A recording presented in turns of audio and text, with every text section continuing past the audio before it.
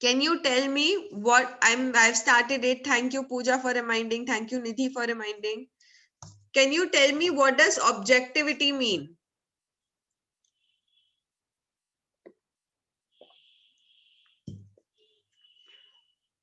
Aim. Wrong. That's objective. Objectivity is different. Source. No. Subject. No. Principles of working. Ankit, can you elaborate on that? Evidences. Amazing, Lakshmi. Can you elaborate a little on how evidences are related to objectivity? Writing about past things, to research on old objects, to use them as proof. Close Ajit. So basically objectivity का मतलब होता है neutrality. Okay, neutral. What is neutral? Facts are neutral. Facts do not take sides of one person or the other person. They are just facts, right? So similarly, something is objective only when it's neutral. Okay, and something will be neutral only when it talks for itself. कोई और उसके सामने से मतलब in my opinion, जिस दिन मैंने बोल दिया in my opinion, वो सेंटेंस ऑब्जेक्टिव नहीं रहा, वो मेरा ओपिनियन हो गया, वो न्यूट्रल नहीं है, वो एक स्टैंड पॉइंट से आ रहा है, राइट? तो ऑब्जेक्टिव क्या होगा? मे बी जो चीज पास्ट में एग्जैक्ट हुई थी, ठीक है? In my opinion Prithviraj Chauhan was the king of one of the kings of India is a wrong statement. Prithviraj Chauhan was one of the kings of India as supported by documents, right? So that is a fact. That is something I can't change. That is something you can't change. The imagination or real? No, Ashraf. So it's basically about opinion और a neutral standpoint. ठीक है? तो मैं अगर मैं बोलूं कि in my opinion BJP did not come to power in India, that is a wrong statement, right? That is not supported by facts, because the fact is that BJP has been in power in India for a long time now, right? So that is a fact which will have evidences supporting it, right? So that is objectivity. When you have evidences supporting your statement, when that statement does not come from your standpoint, it is neutral in nature, that is when something is objective. Okay, so history पहले क्या होती थी? पहले history in my opinion होती थी. पहले लोग क्या करते थे कि लोग अपनी डायरी के अंदर ऐसे ही बैठ के लिखते रहते थे कि जैसे जो ट्रैवलर्स इंडिया है, जैसे जो ब्रिटिशर्स इंडिया है, उन्होंने थोड़ा बहुत इंडिया देखा, वो जाके एक बुक पब्लिश कर देंगे ब्रिटेन में. तो लोग ब्रिटेन में वो बुक पढ़ के और अपने आप ही हिस्ट्री लिखने लग जाएंगे, right? They will not have evidences, they will not have anything, they have never visited India, and they will start writing history of India. Okay, do you think that's correct way to write history? Do you think that is the correct way to write history? They haven't visited India, they haven't seen India, but they're writing about India, right? That is not the correct way. What will be a correct way according to you? Ajit, tell me what will be the correct way according to you. All of you tell me. किस तरीके से एक अच्छी history लिखी जा सकती है? Take perfect information, have good experience, have field experience. Knowing better India and then writing. Proofs. Amazing, Akash. Main point is collecting proofs. Everything you write should have a proof behind it. Okay, that is what people started questioning कि मतलब आपने जो history लिखी है वो गलत है क्योंकि उसके पीछे कोई प्रूफ्स ही नहीं है. आप कभी इंडिया गए नहीं तो आप इंडिया के बारे में कैसे लिख सकते हैं, राइट? इसके लिए हिस्ट्री को पूरी तरीके से चेंज किया गया और बोला गया कि जब तक प्रूफ्स, जब तक एविडेंसेस नहीं आते, जब तक रिलायबल एविडेंसेस नहीं आते, लाइक निधि करेक्टली आइडेंटिफाइड, कि हमें उन एविडेंसेस को भी दोबारा चेक करना पड़ेगा कि वो एविडेंसेस सही भी हैं या झूठे ले लिए लोगों ने, राइट? तो जब तक हमारे पास रिलायबल एविडेंसेस नहीं आते तब तक हम हिस्ट्री नहीं पढ़ेंगे.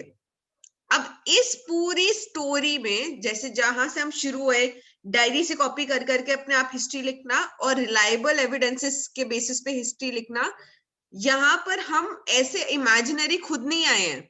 यहाँ पर हमें बहुत सारे स्कॉलर्स लेके आए हैं, बहुत सारे हिस्टोरियंस लेके आए हैं जिन्होंने हिस्ट्री को over a period of time change किया है। तो आज हम उन हिस्टोरियंस के बारे में पढ़ेंगे कि कैसे उन्होंने हिस्ट्री को बेटर बनाया, उन्होंने कैसे हिस्ट्री को मोर साइंटिफिक बनाया, उसके मेथड पे कैसे काम किया। Correct? Do you understand what we are going to do today? We are going to study the scholars who made history more objective in nature, who made history more neutral in nature. Only Ajit understood what we are doing today. Thank you, Ajay. Thank you, Sanya. Objectivity is neutral, Divya. Uh, a neutral narrative that is supported by evidences. Neutral narrative supported by evidences is objectivity. Historiography, Pradum. Right. Now, the first university that actually formally started teaching history was Göttingen University, which introduced a department of history that started working towards objectivity. ठीक है कि ये scientific objectivity हम कैसे लाएं, ये Göttingen University ने शुरू करा था 1737 CE के अंदर. Okay. Now we are going to move into some important scholars who made history objective, who made history scientific. Okay, so the first person is René Descartes. Okay, the first person is René Descartes. उसने ये बोला कि हर चीज पे शक करो, किसी चीज को सच एक्सेप्ट मत करो. ठीक है, हर चीज पे शक करो, किसी चीज को सच एक्सेप्ट मत करो, हर डॉक्यूमेंट की रिलायबिलिटी को क्वेश्चन करो. रिलायबिलिटी क्या होता है कि क्या हम इस डॉक्यूमेंट पे ट्रस्ट कर सकते हैं, क्या ये सच्ची डॉक्यूमेंट है या नहीं. तो आज भी अगर आप आधार कार्ड लेके जाते हो कहीं पे भी, तो आपका आधार कार्ड सामने वाला इंसान वेरीफाई करेगा. ठीक है, वैसे ही स्कूल की ओरिजिनल डॉक्यूमेंट्स, जब तुम आप कॉलेज जाओगे, राइट, तो जब तुम्हें कॉलेज में पेपर सबमिट करने होंगे तो वो तुमसे अब तुम्हारा 10th का ओरिजिनल सर्टिफिकेट मांगेंगे. ठीक है, फिर वो उस ओरिजिनल सर्टिफिकेट को जस्ट बिकॉज तुमने दे दिया है तो उसको आज प्रूफ नहीं लेंगे, वो पहले वेरीफाई करेंगे क्या वो ओरिजिनल है या नहीं है, क्या वो तुम्हारा है या नहीं है. जब वो ये प्रूफ कर देंगे उसके बाद ही वो तुम्हें एडमिशन देंगे. राइट? सिमिलरली इन हिस्ट्री, अगर कोई एक स्कॉलर आके बोलता है कि इंडिया में ऐसा हुआ था और इसका मेरे पास ये प्रूफ है कि इंडिया में फॉर एग्जाम्पल इंडिया में कांग्रेस कभी थी ही नहीं और पावर में ही नहीं आई कभी, और इसका मेरे पास ये प्रूफ है, राइट, ऐसे एविडेंस भी बना दिया, नकली एविडेंस, तो दूसरे लोग क्या करेंगे, दूसरे लोग बैठ के उस एविडेंस को चेक करेंगे क्या ये सही प्रूफ है क्या नहीं है, क्या इंडिया में सच में कभी कांग्रेस नहीं थी. राइट? फिर उनके पास अपोजिंग एविडेंसेस आ जाएंगे कि नहीं ये रॉन्ग बोल रहा है, तो उसके एविडेंस को भी हम रॉन्ग प्रूफ कर सकते हैं. राइट? इसीलिए हमें हर एविडेंस का ट्रूथ चेक करना होगा, क्या सच में वो एविडेंस रिलायबल है, ट्रस्टवर्दी है या नहीं है. ठीक है, तो हमने एविडेंस तो कलेक्ट करा, पर अब हम एविडेंस पे भरोसा कर भी सकते हैं या नहीं कर सकते हैं, ये हमें रेने डेस्कार्टेस ने सिखाया कि रिलायबल एविडेंस ढूंढना. सिर्फ इंपॉर्टेंट ये नहीं है कि एविडेंस ढूंढो, इंपॉर्टेंट है ट्रस्टवर्दी एविडेंस ढूंढो, रिलायबल एविडेंस ढूंढो. इज दिस क्लियर कि रेने डेस्कार्टेस का क्या कंट्रीब्यूशन था? Thank you Sania. अजीत, ये समझ आया कि हमें भरोसा सिखाया, उसने भरोसा करना सिखाया. Thank you Tanisha, thank you Ajay. Okay, thank you Aditya, thank you Ashraf, thank you Abhishek, thank you Nidhi, thank you Pooja. Shehbaz, basically उसने ये बोला कि हम जितना भी प्रूफ्स आते हैं हम हर प्रूफ पे ब्लाइंडली विश्वास नहीं कर सकते. राइट? जैसे लोग नकली आधार कार्ड भी बनाते हैं, नकली वोटर आईडी भी बनाते हैं, तो इसके लिए हमें उनके जो प्रूफ्स हैं उनको वेरीफाई करना होगा, क्या हम उन पे भरोसा कर सकते हैं या नहीं कर सकते. अगर कर सकते हैं तो ही हम उसको हिस्ट्री में ऐड करेंगे, वरना ऐड नहीं करेंगे. ठीक है? ठीक है Shehbaz, is it now okay? Shehbaz, can you tell me if this is okay? Amazing. Right. Now we move to the next scholar. His name is Voltaire. ठीक है. अब वोल्टेयर क्या बोलते हैं कि हम हमेशा जब भी हम हिस्ट्री लिखते हैं, हम लिखते हैं किंग्स की लाइफ, हम लिखते हैं कि किंग्स ने क्या किया, कौन सी वॉर जीती, कितनी वॉर्स जीती. But that is the wrong way of writing history. सिर्फ किंग्स हिस्ट्री नहीं है, एक पूरा कल्चर, एक पूरा समाज हिस्ट्री बनाता है. तो अब जब आप हिस्ट्री पढ़ते हो तो आप ये भी पढ़ते हो कि जैसे उस एरिया में लोगों का ड्रेसिंग सेंस कैसा था, उनकी एजुकेशन कैसी थी, उनकी इकोनॉमी कैसी थी, उनके ट्रेडिशंस कैसे थे. ये सब चीजें पहले हिस्ट्री का हिस्सा नहीं थी. पहले हिस्ट्री का हिस्सा सिर्फ ये था कि ये किंग था, ये किंग इस कंट्री को लीड करता था और इस किंग ने ये वॉर्स जीती. राइट. ये पहले हिस्ट्री थी. पहले आम इंसान की हिस्ट्री में कोई वैल्यू नहीं थी. बट वोल्टेयर के आने के बाद वोल्टेयर ने बोला कि हमें हर एस्पेक्ट ऑफ ह्यूमन लाइफ के बारे में लिखना चाहिए. तो अब जब हिस्ट्री लिखी जाएगी 2020 की, तो उसमें सिर्फ ये नहीं लिखा जाएगा कि कौन कौन किंग था, कौन किंग नहीं, मतलब कौन कौन प्राइम मिनिस्टर्स थे, कौन कौन प्रेसिडेंट्स थे, उनका रूल कब तक चला. ये भी लिखा जाएगा कि 2020 में कोविड आया, कोविड ने हमारे आम इंसानों पे कितना इफेक्ट किया, हमारे ट्रेडिशंस, हमारे कल्चर पे कितना इम्पैक्ट हुआ, हमारे पास न्यू नॉर्मल आ गया. Right. All of these things will also go down in history. पहले अगर पुराना जमाना होता तो ये सब कुछ हिस्ट्री में नहीं लिखा जाता. राइट. वोल्टेयर के आने की वजह से हर एस्पेक्ट ऑफ ह्यूमन लाइफ को हिस्ट्री में इंपॉर्टेंस दी गई. Is this clear? पहले हिस्ट्री सिर्फ किंग्स के बारे में थी, अब history her aspect of human life के बारे में है. आर्ट के बारे में है, कल्चर के बारे में है, डांस फॉर्म्स के बारे में है. अभी तक तुमने जितनी हिस्ट्री पढ़ी थी अप्लाइड हिस्ट्री, उसके अंदर तुमने स्पोर्ट्स की हिस्ट्री पढ़ी, तुमने आर्ट की पढ़ी, डांस की पढ़ी. तो ये सब कुछ पहले हिस्सा नहीं होता कभी भी हिस्ट्री का, पर अब बना वोल्टेयर की वजह से. क्लियर? बाकी सब can you all respond if this is clear to you?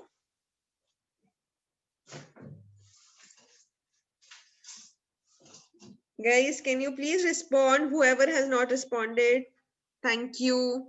Amazing. Right. We move to the next scholar now. Now, this is the toughest scholar to listen to it carefully. Okay? Do you remember how we made the timeline of Prime Ministers of India in 9th grade? We started from one, then we moved to the other. We had series in the event. We know how to make a timeline. We add years, we add the prime ministers, we also add their contributions. पहले जमाने में ये सब possible ही नहीं था. Hegel ने आके बोला कि हमें एक स्ट्रक्चर देना चाहिए हिस्ट्री को, हमें एक टाइमलाइन बनानी चाहिए, हमें इसमें ग्राफ्स ऐड करने चाहिए. तो हिगेल ने इंट्रोड्यूस किया ये कॉन्सेप्ट ऑफ टाइमलाइंस. उसकी वजह से, उसके कंट्रीब्यूशन से आज हमारे लिए इतना आसान हो गया हिस्ट्री पढ़ना, क्योंकि हम टाइमलाइंस बना पाते हैं. पर ये टाइमलाइन 1770 से पहले पॉसिबल नहीं थी. ये टाइमलाइंस हिगेल के आने के बाद, हिगेल के हिस्टोरियन बनने के बाद ही पॉसिबल हुई, क्योंकि उसने ये कॉन्सेप्ट इन्वेंट किया टाइमलाइंस का. ठीक है. Now the second thing he invented is something that we need to listen to very carefully. ठीक है. It is very complicated, तो listen to it very carefully. अच्छा, तो बिफोर डेमोक्रेसी किस तरीके का रूल था वर्ल्ड में? वर्ल्ड में किस तरीके का रूल था डेमोक्रेसी से पहले? जब तक ये प्रेसिडेंट्स, प्राइम मिनिस्टर्स आए थे, इससे पहले किसका रूल था? Monarchy, Kings. Right. So we are going to focus on kings instead of Britishers, Ajay, because that's where I was getting to, but Britishers is also correct. But monarchy, right? Britishers also come under kings, Ajay, because उनकी Queen Elizabeth ही सारी position hold करती थी. The British Empire, remember that, right? Okay, so monarchy मतलब Ajit kings का rule. ठीक है. monarchy मतलब kings का rule. तो अभी जब किंग्स का रूल था, तो उसके अंदर ऐसी क्या प्रॉब्लम्स थी जिसकी वजह से किंग्स का रूल खत्म हुआ और डेमोक्रेसी आई? आपको क्या लगता है कि किंग्स के रूल में ऐसी क्या प्रॉब्लम्स थी कि उनका रूल को खत्म हुआ? Only one opinion, amazing. So we didn't have a say, we didn't have freedom of speech. हमारा ओपिनियन काउंट ही नहीं करता, right? Only one family can rule. Amazing.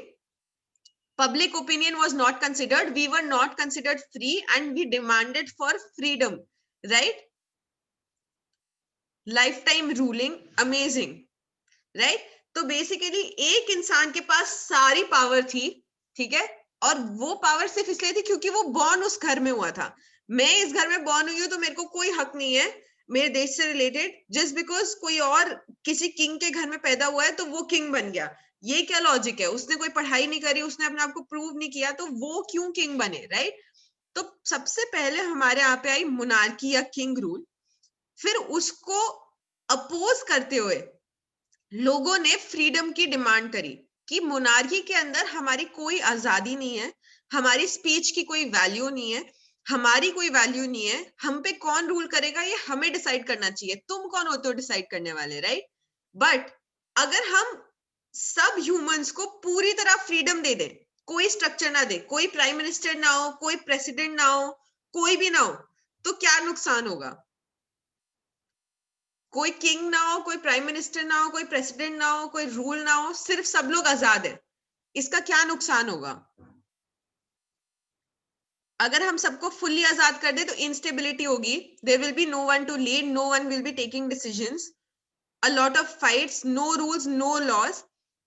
Amazing. Values will be lost, perfect decision will never be taken. What else? Any other opinion? Amazing, right? So this is what would have happened. अगर हमें पूरी तरीके से आजादी मिल जाती तो भी कोई प्रॉब्लम सॉल्व नहीं होती. तो मोनार्की में हम एकदम बंधे हुए थे, आजादी में हम एकदम ही फ्री हो जाते, और दोनों पोजीशंस रॉन्ग है, राइट?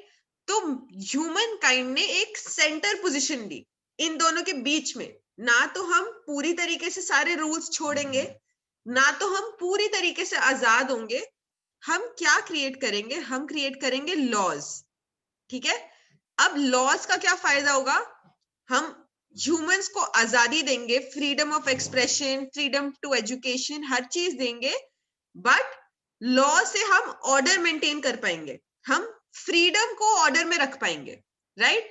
तो do you think law provides a good solution to a middle ground between monarchy and freedom? Do you think law, having a prime minister where you can have your own say, but then there is also somebody in power, right? तो law is providing you a center ground, है ना?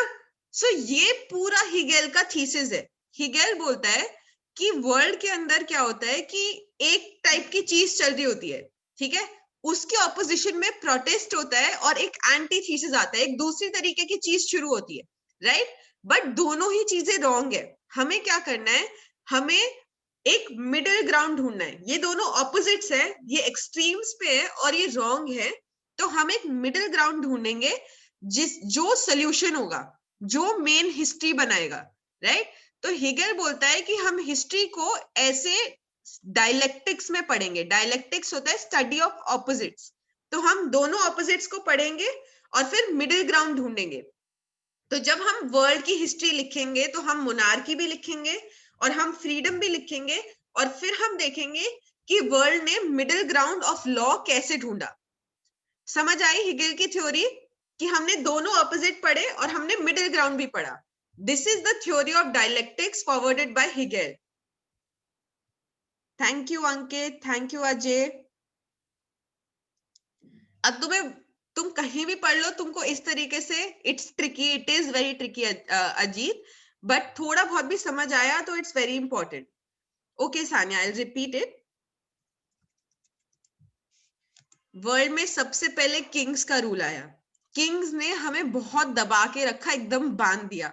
तो हमने उनके opposition में demand की freedom, ठीक है? तो हम दो पोलर ऑपोजिट हो गए. बट अगर हमें पूरी तरीके से आजादी मिल जाती तो हम पूरे वर्ल्ड का सत्यानाश कर देते. हम लोग कुछ भी नहीं कर पाते, कोई डिसीजन मेकिंग नहीं हो पाती. जो गरीब होता वो गरीब रहता, जो अमीर होता वो अमीर रहता, और सब लोग अपने ही डिसीजंस में ही घूम रहे थे, राइट? उसकी वजह से हमें एक मिडिल ग्राउंड बनाना पड़ा, that is law and order, जिसने क्या किया, हमारी फ्रीडम को कंट्रोल में लाए थ्रू लॉ, राइट? तो हमें एक अच्छा मिडिल ग्राउंड मिल गया बिटवीन टू पोलर ऑपोजिट्स। और हिगेल यही बोलता है, जो मेन थ्योरी है उसको बोलते हैं थीसिस, जो उसके ऑपोजिशन में थ्योरी आई उसको बोलते हैं एंटीथीसिस, और इन दोनों के बीच में हमेशा एक आता है मिडिल ग्राउंड। और इस तरीके से हमको हिस्ट्री को पढ़ना चाहिए। हमें हिस्ट्री को कभी भी सिर्फ एक स्टोरी की तरह नहीं पढ़ना चाहिए कि किंगशिप थी, किंगशिप थी, किंगशिप थी। हमें ये भी पढ़ना चाहिए कि जब किंगशिप थी तब लोग उसके अगेंस्ट प्रोटेस्ट भी कर रहे थे। जब लोग प्रोटेस्ट कर रहे थे तो धीरे धीरे वो प्रोटेस्ट इतना बढ़ गया कि हमें लॉज लाने पड़े, right? Did you now understand कि हम कैसे हिस्ट्री पढ़े? हमें एक साइड नैरेटिव नहीं पढ़ना, हमें 3 साइडेड नैरेटिव पढ़ना है। किसने रिपीट बोला था उसको अभी समझ आया? Sanya, amazing, right. Let's move forward now. Okay, now Leopold von Ranke ने एक बहुत छोटा सा कंट्रीब्यूशन दिया था कि हमारी जितनी भी नॉलेज, जितना भी स्टडी है हिस्ट्री का, उसको ओरिजिनल डॉक्यूमेंट से करें, उसको फोटोकॉपी डॉक्यूमेंट से ना करें। इंफॉर्मेशन हमेशा ओरिजिनल डॉक्यूमेंट्स के थ्रू ही स्टडी की जाए, राइट? इसमें कुछ खास नहीं है। अब हम क्या करेंगे, this is a very very important scholar, he is called Karl Marx. What we will do is, we will watch this video only till 2 minutes 47 seconds. अगर आप उसके आगे गए तो आपको कुछ नहीं समझ आएगा, सर के ऊपर से सब निकल जाएगा, ठीक है? तो can you type on chat till what minute are we watching this video exactly? I will time it also. 2 minutes 47 seconds, Ankit. So that's 3 minutes approximately. 2 minutes 47 seconds. Perfect. So we are all watching this video till 2 minutes 47 seconds and coming back. I will also start a timer. Wait. Timer कहाँ है? हाँ, ये रहा। चलो मैं video भेज रही हूँ। 3, 2, 1, start.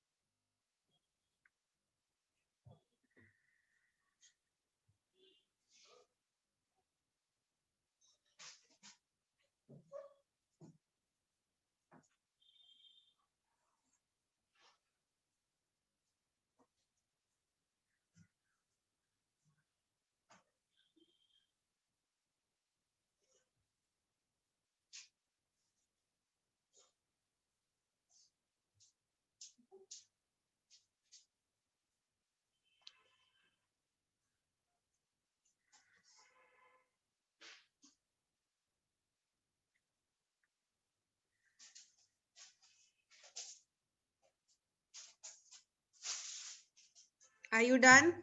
Amazing. Good. Perfect timing. Rest of you, please come back.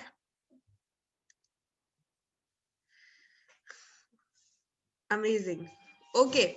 Did you understand a little bit about Karl Marx's theory? How did he look at history? What did he say? Can you type on chat? According to Karl Marx, what is history like?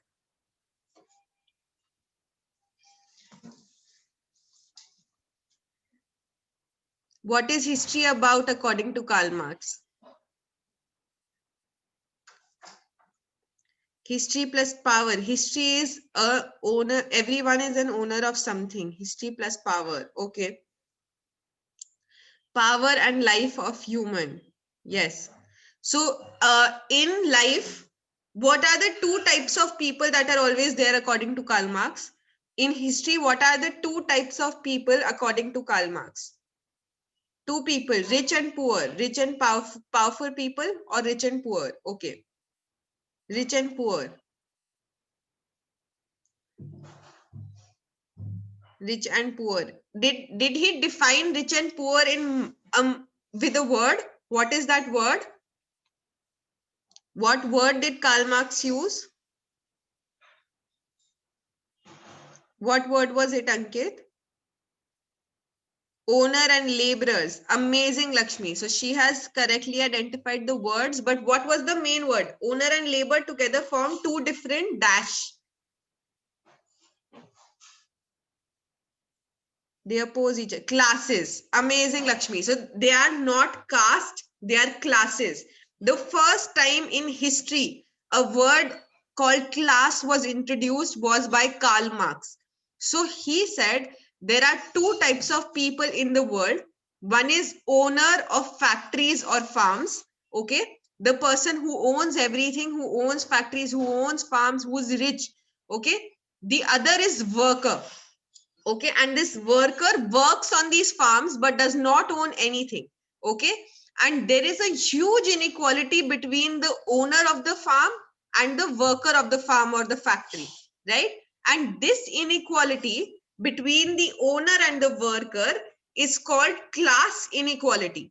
Okay, what he says is कि historically पूरा अगर हम history trace करें शुरुआत से पहले, मतलब मैं अब तुमको और डिटेल में नहीं ले जाना चाहती, बट हमेशा से there have been two classes in the world. One is owners and one is workers. उनके अलग अलग नाम होते गए, जो नाम over a period of time change होते गए. बट हिस्ट्री अगर हमें पढ़नी है तो हमें हिस्ट्री सिर्फ क्लास स्ट्रगल की तरह पढ़नी चाहिए. इन दोनों के बीच की जो इनइक्वालिटी है, जब हम इसको पढ़ेंगे तो ही हम हिस्ट्री को समझ सकते हैं. थोड़ा सा समझ आया कि दो लोग हैं, दोनों अनइक्वल है. एक है जो सब कुछ ओन करता है, दूसरा है जो उन जगहों पे जाके सिर्फ काम करता है, राइट? तो इन दोनों के बीच में एक क्लास स्ट्रगल है, एक इनइक्वालिटी है जो हमेशा से रही है, राइट? और अगर हमें कभी हिस्ट्री पढ़नी है तो हमें इंस्टेड ऑफ हम उधर के किंग्स पढ़े, उधर के क्वींस पढ़े, उनका कंट्रीब्यूशन पढ़े, हमें ये पढ़ना चाहिए कि उन किंग्स में और वर्कर्स में कितना फर्क था, राइट? उन किंग्स की लाइफ और उन वर्कर्स की लाइफ जो उन किंग्स के लिए काम करते थे, उनकी लाइफ्स में कितना फर्क था.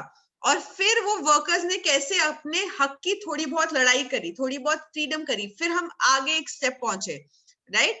इस तरीके से उन्होंने पूरी हिस्ट्री बनाई कि शुरुआत में कैसी थी, कौन सा स्ट्रगल था, फिर आगे कौन सा हुआ, फिर आगे कौन सा हुआ.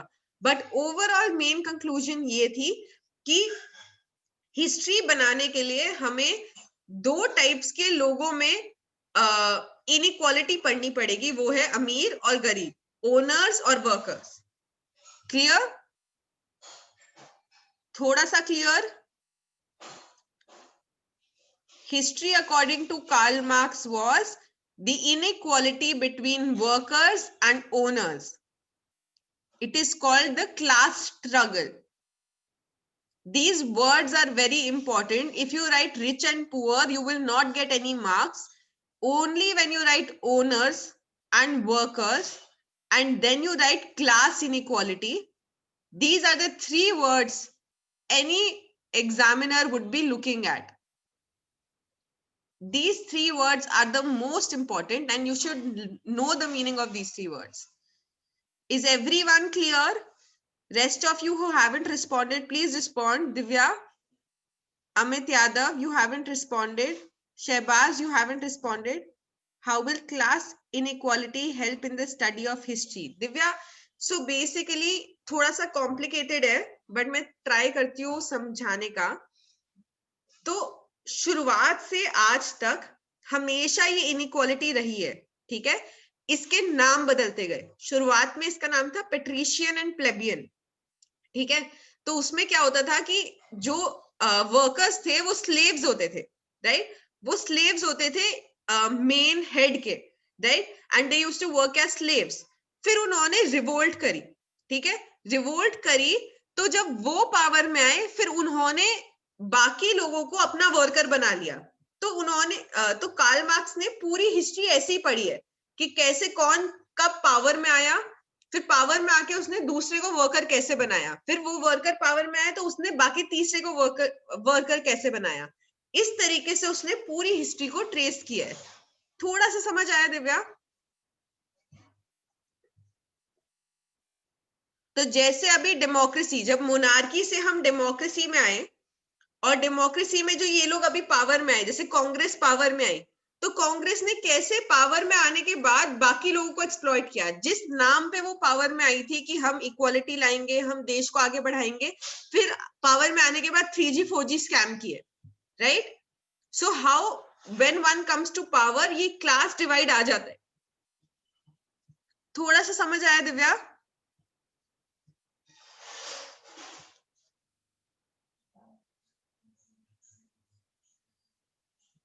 Divya, I'm waiting for your response. One, it's fine. Let's not get into that. It's very complicated theory. Didi has studied this theory for 5 years to understand it. Okay. So let's not overcomplicate it. Only we need to understand there are two types of classes, owners and workers. And there is a class inequality between them. This class inequality has been existing since very starting, and that's how we should study history, by studying it as class inequality. हाँ, तभी मैं complicate नहीं करने वाली हूँ अब. तो ये सिंपल सिंपल पढ़ो. क्लास इनइक्वालिटी है ओनर और वर्कर के बीच में, और ये वाला बेसिक बेसिक समझ आया ना. ओनर है, वर्कर है, इन दो, एक के पास सब कुछ है, एक के पास कुछ नहीं है, और ये हमेशा से चला आ रहा है. और इस क्लास इनइक्वालिटी की हिस्ट्री को हमें पढ़ना चाहिए अकॉर्डिंग टू कार्ल मार्क्स. बस इतना इतना पता होना चाहिए. प्लीज यस बोल दो. कॉम्प्लिकेट, वो कॉम्प्लिकेशन में मत जाना. Thank you Ashraf, thank you Abhishek. मुझे वही डर लग रहा था, अगर थोड़ा भी मैंने और डिटेल किया तो वो कॉम्प्लिकेट हो जाएगा. तो इसलिए ऊपर ऊपर का बहुत है अभी के लिए. Amazing, right. एक बार टेबल देखते हैं, ठीक है. देखते हैं अगर हमें ये मेन चीजें समझ आई नहीं आई, राइट. ये ईयर्स तुम्हें याद करने पड़ेंगे, कोई एस्केप नहीं है. ये इनकी मेन बुक्स है, ये तुम्हें याद करनी पड़ेगी, कोई एस्केप नहीं है. मेन वर्क मैंने तुम्हें सारा समझा दिया है, राइट. रेने डेस्कार्टेस का काम था रिलायबिलिटी वेरीफाई करना, कि हम कौन से प्रूफ्स पे ट्रस्ट कर सकते हैं, किन पे नहीं कर सकते. वोल्टेयर का काम ये था कि सिर्फ किंग्स की लाइफ मत पढ़ो, उधर के आम इंसान की लाइफ भी पढ़ो, हर एस्पेक्ट ऑफ ह्यूमन लाइफ को पढ़ो. हेगेल ने वो थीसिस दी थी, किंग और फ्रीडम, और फिर लास्ट में हमने लॉ लाया. So study of opposites and then finding the middle ground. उसके साथ साथ उसने टाइमलाइन इंट्रोड्यूस करी. उसके बाद हमने लियोपोल्ड वॉन रैंक पढ़ा, जिसने ओरिजिनल डॉक्यूमेंट्स पे फोकस किया. फिर हमने कार्ल मार्क्स पढ़ा, जिसने बोला कि ओनर्स और वर्कर्स दो टाइप के लोग हैं. एक के पास सारा पैसा है, एक सारा काम करता है. इन दोनों के बीच में क्लास स्ट्रगल होता है, इन दोनों के बीच में बहुत ज्यादा इनइक्वालिटी है. ये इनइक्वालिटी शुरुआत से चली आ रही है, इसलिए इसको हिस्ट्री ऑफ क्लास इनइक्वालिटी बोलते हैं. ये सारे समझ आ गए एकदम? ये 5 लोग एकदम क्लियर होने चाहिए दिमाग में, मतलब एकदम एकदम clear. We studied Divya, it was very small. मैंने दिखाया था तुमको, दिखाती हूँ मैं वीडियो. वो ये देखो, कहाँ गया?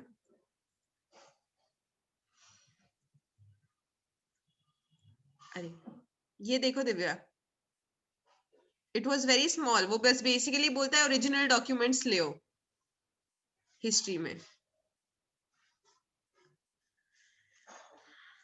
यार कार्ल मार्क्स, अजीत सिंपल सी बात समझो, एक इंसान है जिसके पास सारा पैसा है, दूसरा इंसान है जिसके पास कोई पैसा नहीं है और जो उनके फील्ड्स पे जाके काम करता है या उनकी फैक्ट्रीज में जाके काम करता है.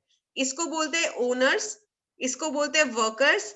इन दोनों के बीच में क्लास इनइक्वालिटी है और वो इनइक्वालिटी शुरुआत से चली आ रही है. कोई नई इनइक्वालिटी नहीं है, फैक्ट्रीज के आने के बाद नहीं आई ये इनइक्वालिटी. ये इनइक्वालिटी तब से है जब से फार्म्स है, राइट? अभी समझ आया जीत थोड़ा सा? अच्छा, कैन यू ऑल 10? नहीं अभी नॉट ओवर अजय, वेट थोड़ा सा clear, just wait for 5 minutes guys.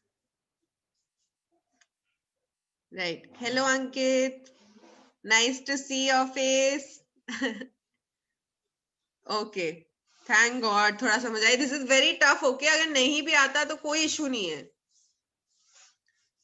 Now guys one important, अच्छा पहले सब लोग यस लिख दो या नो लिख दो. I will share this today only on Google Classroom ताकि तुम लोग फटाफट notes बना लो. One thing you should do by yourself is make a timeline of these years so that you remember these years, okay? You have to make a timeline in your notes of these years so that you remember them. Amazing. ठीक है. I am coming on 17th Ajay. Sunday. Right. Before that, have you seen this poster? Before you all leave, have you seen this poster? I posted it on the group as well.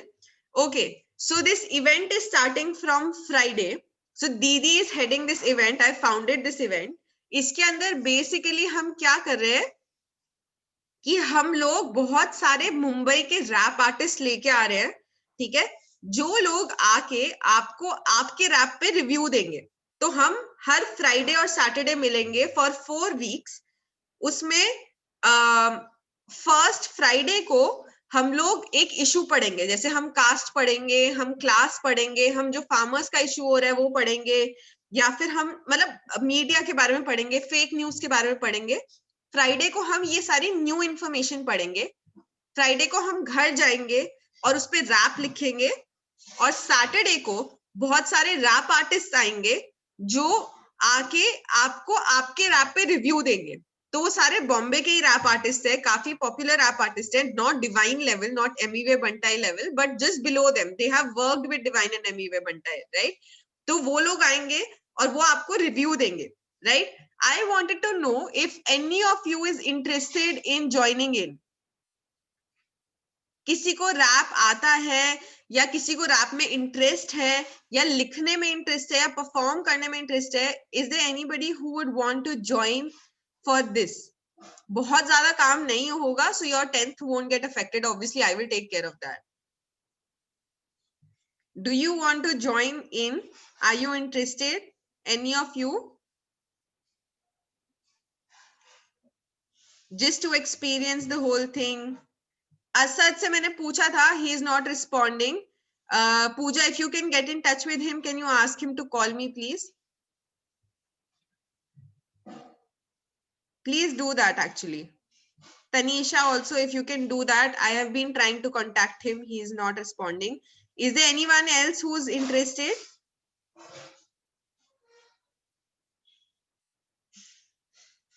Asad, Tanisha.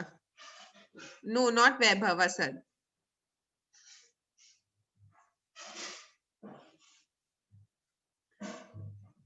If you are interested, then you can send me a message. Ajay, हाँ असद को call करके please बोलो कि वो मुझे call करे आज ही, वरना आज के बाद मैं उसको ले नहीं पाऊंगी. If any of you is also interested, you can send me a message. It's a learning experience and you will have a lot of fun. Okay, if you want, you can join in, right? With that, I just want to thank you for today's class. It was a very, very heavy class. I hope you all understood. Ajay सिंग नहीं करना पड़ेगा, but तुम्हें एक बार video पे बोलना पड़ेगा rap अपना. You can write, then you can come in, right? If you want, one of your friends can also do the rap on the video for you. You can also try doing rap. That's okay. If you want to participate, just send me a message. Any of you who wants to participate, just send me a message. Right. I am very, very proud of all of you today. It was a very heavy class. If you haven't understood anything, please get in touch with me. If you want to participate in the rap revolution, please get in touch with me. I think Pizza, you will do really well. Fatima, you will do really well. Any of you who wants to just try it once, do let me know. Amit Yadav, do you rap? Ajay Singh, you're a very good rapper. I've never seen you rap. Shubham you will do very well. अगर शुभम करोगे तो please करना definitely. अगर करना है तो आज का ही चांस है गाइस, ठीक है.